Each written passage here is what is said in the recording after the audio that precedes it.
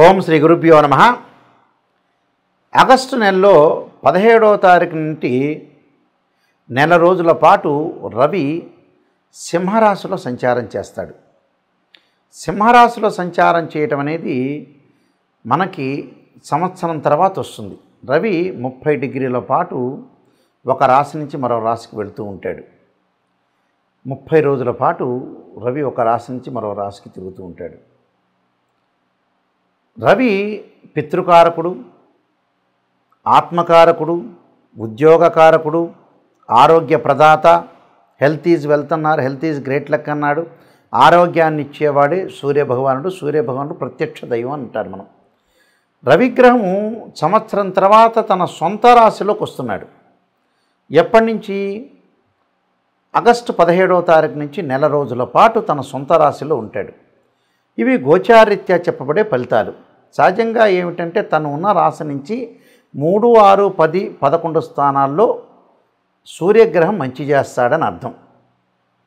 అలానే మనం బర్త్ చార్ట్ను కూడా చూసుకోవాలి. సూర్యుడు ఎక్కడున్నాడని. ఇవన్నీ కూడా గోచారీత్యా చెప్పబడే ఫలితాలే. కానీ సూర్యుడు సంబంధించింది సూర్య మహర్దశ, రవి మహర్దశ జరుగుతున్నాడా, రవి నీచ స్థానంలో ఉన్నాడా, మన జన్మజాతకంలో ఉచ్చ స్థానంలో ఉన్నాడా, రవి ఎక్కడున్నాడు, రవి సొంత రాశికి వచ్చినప్పుడు ఏ రాశుల వాళ్ళకి ఏ విధంగా ఉందో మనం తెలుసుకోవాలి.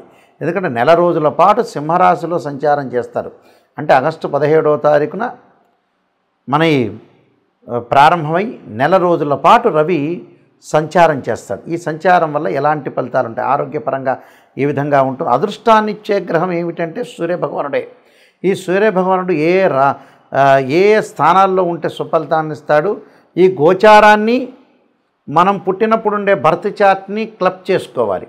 అంటే అక్కడ రవి మహర్దశ బాగా కలిసి వస్తుందా లేదా, ఇక్కడ గోచార రవి ఎలా ఉన్నాడు అంటే గోచార రవిని అక్కడ జన్మజాతకంలో రవి ఏ స్థానంలో ఉన్నాడు, ఏమన్నా మహర్దశ జరుగుతుందా అనేది అనాలిసిస్ చేసుకొని మనం ముందుకు వెళ్తే రవి కలిసి వస్తాడా లేదా అనేది మనం తెలుసుకునే అవకాశం అనేది ఖచ్చితంగా ఉంటుంది. సింహరాశి వాళ్ళకి రవి సంచారం వల్ల జన్మరాశిలో ఉండటం వల్ల ఏ విధంగా ఉండబోతుందో మనం చూసుకునేటట్లయితే ఇవన్నీ కూడా గోచారీత్యా చెప్పబడే ఫలితాలు. గోచారం ఎప్పుడు కూడా 20% ఉంటుంది, జన్మజాతకం 80% ఉంటుంది. ఎప్పుడు కూడా జన్మజాతకాన్ని, జన్మలగ్నాన్ని అనుసరించే గ్రహాల యొక్క మూమెంట్స్ మనం చూసుకోవాలి మనం పుట్టినప్పుడు. ఇవి గోచారం కూడా చాలా అవసరమే. ఎందుకంటే 20% అనేది సపోర్ట్ చేస్తుంది కాబట్టి అదృష్టం ఆ 20%లో కూడా ఉండొచ్చు. గోచారీత్యా జన్మరాశిలో రవి ఉండటం వల్ల ఆరోగ్యం విషయంలో కొంత అశ్రద్ధ అనేది పనికిరాదు, శ్రద్ధ పెట్టుకోవాలి. వాహనాల మీద వెళ్ళేటప్పుడు కానీ, బాడీ హీట్ రావటం కానీ, బాడీలో కొద్దిగా హీట్ వచ్చి రకరకాల డిసీజెస్ ఏర్పడే అవకాశాలనే ఒకటి ఉంటాయి. కాబట్టి అంత ఆందోళన చెందాల్సిన పని లేదు. కొద్దిగా దాన్ని ప్రికాషన్, మజ్జిగ లాంటివి, చల్లటి పదార్థాలు అలాంటివన్నీ తీసుకుంటే తగ్గిపోతుంది. ఏం ఆందోళన చెందాల్సిన పని లేదు. ఎందుకంటే ఇక్కడ రాశ్యాధిపతి జన్మరాశిలో ఉండటం వల్ల ఆరోగ్యం పట్ల ప్రత్యేక శ్రద్ధ ఉండాలి. ఆర్థిక బాధలు కలిగే అవకాశాలు ఉంటాయి. ఫైనాన్షియల్ పరంగా ఉండే సమస్యలు కొద్దిగా ఏర్పడుతుంటాయి ఈ నెలలో. అంటే మరింత ఎక్కువ కాదు కానీ కొద్దిగా అనవసరంగా డబ్బులు చేజార్చామని మానసికంగా కొంత ఆందోళన పడుతూ ఉంటారు. అనవసరంగా నేను డబ్బులు చేజార్చాను, నాకు డబ్బులు పోయినాయి, కొంత జాగ్రత్త ఉండాలనే పాయింట్ మీద ఉంటారు. అకాల భోజనం అంటే సరైన సమయానికి వాళ్ళు భోజనం చేయలేకపోతారు. అంటే సరైన సమయానికి కూడా మనం భోజనం చేయటం కూడా చాలా ఇంపార్టెంటే. సరైన సమయానికి మనం భోజనం చేయకపోవటం, లేదా ఆతృత పట్టడం, అనవసరమైన విషయాలు తలదూర్చే అవకాశాలు ఎక్కువగా ఉంటాయి. అకాల నిద్ర అంటే సరైన సమయంలో నిద్రబోరీలు. ఏదో ఉదయం పూట లేచిన తర్వాత రాత్రిపూట ఎప్పుడు కూడా నిద్ర అనేది రాత్రిపూటే పోవాలి. రాత్రిపూట ఉన్నంత నిద్ర పీస్ అనేది ఎప్పుడు కూడా పగలుపూట ఉండదు. అకాల నిద్ర, రాత్రిపూట ఏమో అవస్థలు పట్టడం కలిగే అవకాశాలు ఉంటాయి. బంధుమిత్రులతో విరోధ భావాలు కలిగి ఉంటారు. బంధుమిత్రులతో ఎంతో సహనంగా ప్రవర్తించండి. బంధువులు ఒక మాట అంటే ఎస్ ఓకే అని చెప్పండి. మనం ఎంత తిక్కలోళ్ళమైనా, ఎంత తెలియకపోయినా వాళ్ళు చెప్పేదానికి రైటు అంటే మనకు 100 మార్క్స్లు పడతాయి. ఎవరైనా ప్రపంచంలో అంతే. అది బంధువులతో కానీ మిత్రులతో కానీ ఓకే మీరు చెప్పేది రైట్, ఎస్ రైట్ అంటే ఎదుటివాడు సంతోషిస్తాడు. మనకి కాంట్రవర్షన్ లేకుండా, కాంప్రమైజింగ్ ఇస్ బెస్ట్ పాలసీ అంటారు.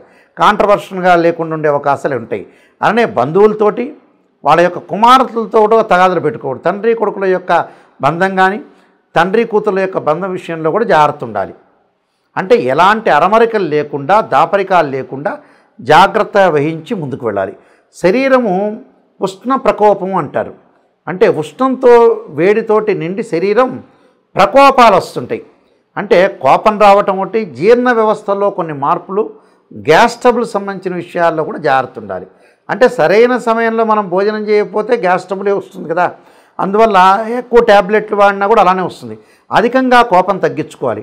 ప్రతి పని యందు ఆటంకాలు ఎక్కువగా అధికమవుతాయి. ఆటంకం రాకుండా ప్రతి పనిలో కూడా మన ఆటంకం రాకుండా చూసుకోవాలి. శ్రమ, తల తిరగటము, అలానే కురుపులు అంటే గాయాలు కాకుండా, శరీరంలో దురదలు కాకుండా, తలపోటు సమస్యలు రాకుండా చూసుకోవాలి. వ్యాపార పరంగా కూడా కొద్దిగా జాగ్రత్త ఉండాలి. వ్యాపారంలో చికాకులు, వృత్తి ఉద్యోగ రంగాల్లో కూడా ఎదుటివాడిని ఎంబటే కోపగించుకోవటం, పైన ఉండే ఎవరైతే మనకి పెద్దవాళ్ళు ఉంటారో ఆఫీసర్స్, వాళ్ళతో కోపంతో గొడవలు జరిగే సందర్భం ఉంటుంది. అలాంటి కోపాన్ని తెప్పించుకోకుండా ఉండటం చాలా మంచిది. నేను కొన్ని పరిహారాలు చెబుతున్నా, ఆ పరిహారాలు చేసుకుని ముందుకెళ్ళండి, మీరు సక్సెస్ అయ్యే అవకాశం ఖచ్చితంగా ఉంటుంది. ఇక్కడ చాలామంది కూడా బర్త్ చార్ట్లో కానీ గోచారీత్యా కానీ మరి మాకు రవి కలిసి రావట్లేదు, రవి మహర్దశ కలిసి రావట్లేదు అని అనుకుంటుంటారు. రవి ఎలాగా, ఎందుకని మనకి అంటే రవి నీచ స్థానంలో ఉన్న రవికి ఏదైతే స్వక్షేత్రం ఉంది, స్వక్షేత్రం సింహరాశి, రవికి ఉచ్చస్థానం మేషరాశి, దాని ఎదురుగా ఉండే సప్తమం నీచస్థానం అంటాం. అంటే తులారాశి నీచస్థానం. ఈ రవి ఎక్కడున్నాడు, మనకి జన్మజాతకంలో రవి ఏ స్థానంలో ఉన్నాడు, గోచారం అనేది ఎప్పుడు కూడా 20% మాత్రమే సపోర్ట్ చేస్తుంది. బర్త్ చార్ట్కి 80 మార్కులు పడితే గోచారానికి ఎప్పుడు కూడా 20% మార్కులే పడుతుంటాయి. పదే పదే నేను ప్రతి ఛానల్లో చెప్తూ ఉంటా. గోచారం అనేది ఏమిటి అంటే, వాస్తవంగా ఏమిటంటే మనం ఎంత కృషి చేసినా కూడా ఆవగింజంత అదృష్టం ఉండాలంటారు. ఆ అదృష్టమే గోచారం. కృషి అంటే ఏమిటంటే జన్మజాతకం, బర్త్ చార్ట్. బర్త్ చార్ట్లో ఆ లగ్నం నుంచి రవి ఏ స్థానంలో ఉన్నాడు, రవి యోగకారకుడా కాదా, రవి మార్గదశ బాగా కలిసి వస్తుందా లేదా అనేది మనం చూడాలి. అంటే రాశిచక్రము, భావచక్రము, నవాంశము, చతుర్థాంశము, ద్రేకాణము, హోర, త్రింశాంశం అనే అలాగా 16 లగ్న కుండలు ఉంటాయి, డీ చార్ట్స్ అంటారు. అలానే దశలు, అంతర్దశలు, చాలామంది కూడా ఇవన్నీ కూడా అనాలిసిస్ చేయకుండా ఏదో చెబుతుంటారు, మామూలుగా చెబుతుంటారు. అలా కుదరదు. ఎప్పుడు కూడా జాతకాన్ని పరిపూర్ణంగా కంప్లీట్గా అనాలిసిస్ చేసే జాతకాన్ని చెప్పాలి. ఇక్కడ ఈ రవి దోషం ఉంది అని అనుకో, ఉదాహరణ నీచ స్థానంలో ఉంటే ఉద్యోగ భంగాలు, ఉద్యోగపరంగా అనుకూలంగా లేకపోవడం జరుగుతుంటుంది. దానికి రెమెడీస్ ఏం చేయాలి? సూర్య నమస్కారాలు, సూర్య హోమము, ఆదిత్యాయుధే సహస్రమూర్తాయుధీమే తన్నో సూర్య ప్రచోదయాత్ అనే మంత్రాన్ని, అలానే గోధుమలు, ఎర్రని వస్త్రము, ఎర్రని పూలు దానం చేయటం, ఆదివారం రోజున ఉపవాసం ఉండటం, సూర్యభగవాను ఆరాధన చేయటం, అలానే మనకి ఆదిత్యుణ్ణి హోమం చేయటం. అంటే ప్రభాకరాయుధే దివాకరాయుధీమే తన్నో సూర్య ప్రచోదయాత్ అనే మంత్రాన్ని, ఆదిత్యాయుధే సహస్రమూర్తాయుధీమే తన్నో సూర్య ప్రచోదయాత్ అనే మంత్రాన్ని, సూర్యుడికి సంబంధించిన అష్టకం చదువుకోవాలి, సూర్య నమస్కారాలు చేసుకోవాలి. అలానే ఓం సూర్యాయ స్వాహ, సూర్యగ్రహాయ ఇదన్నవమ అనే మంత్రాన్ని చదువుకోవాలి. ఓం ఆదిత్యాయ స్వాహ, ఆదిత్యాయ ఇదన్నవమ అనే మంత్రాన్ని హోమం చేసుకోవాలి.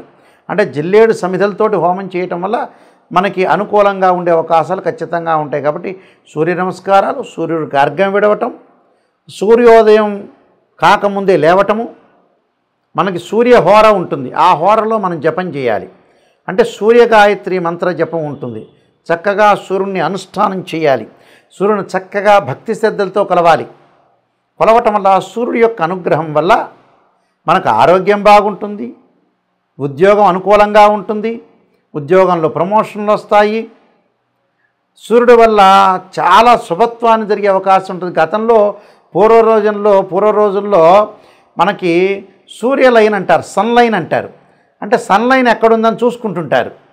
మనం ఓల్డ్ సినిమాల్లోకి వెళ్ళామనుకోండి, ఎన్టీ రామారావు, అక్కినేని నాగేశ్వరరావు, కాంతారావు గారి ఈ పిక్చర్లోకి వెళితే రేలంగి వీళ్ళందరూ కూడా ఏం చేస్తారంటే, సూర్యరేఖ లేకపోతే సూర్యుడి యొక్క రేఖను ఉండాలని అట్లకాడతోటి కాల్చి చేతుల మీద ఇలా పెట్టుకునేవాళ్ళు. ఓ రేలంగి సినిమాలో ఒకటి ఉంది. అంటే యాస్టీజ్గా అలా పెడితే రాదు, నిజంగా అష్టాముద్రికం ప్రకారంగా సన్లైన్ అనేది బాగుండాలి. అంటే సూర్యుడు అంత అదృష్టాన్ని ఇచ్చేవాడు అని నేను చెబుతున్నాను. అందువల్ల ఆ సూర్యుడు అదృష్ట యోగాన్ని, రాజయోగ కారకత్వాన్ని ఇచ్చేవాడు సూర్యుడు. కాబట్టి ఖచ్చితంగా సూర్యుడు ఇక్కడ అనుకూలంగా ఉండాలి. అనుకూలంగా ఉంటేనే మనం ప్రతి పని చేయగలుగుతాం. సూర్యుడి వల్ల ఎలా ఉంటుంది? ఆరోగ్యం బాగుంటుంది. ఆరోగ్యం బాగుంటే మనం డబ్బు సంపాదించగలుగుతాం. డబ్బు సంపాదిస్తే పెళ్లి చేసుకోగలుగుతాం. పెళ్లి చేసుకుంటే సంతానం కలుగుతుంది. సంతానం వల్ల స్థిరాస్తులన్నీ కూడా సంపాదించగలుగుతాం. సంతానం కోసం కష్టపడతాం, అదృష్టాన్ని పెంచుకుంటాం. That is the sun planet. అందువల్ల ఖచ్చితంగా సూర్యుడు ఎలా ఉన్నాడో మనం చూసుకోండి. మీ అందరికీ కూడా సూర్యగ్రహం అనుకూలత ఉండాలని ఆశిస్తూ సర్వే జనా సుఖినో భవంతు.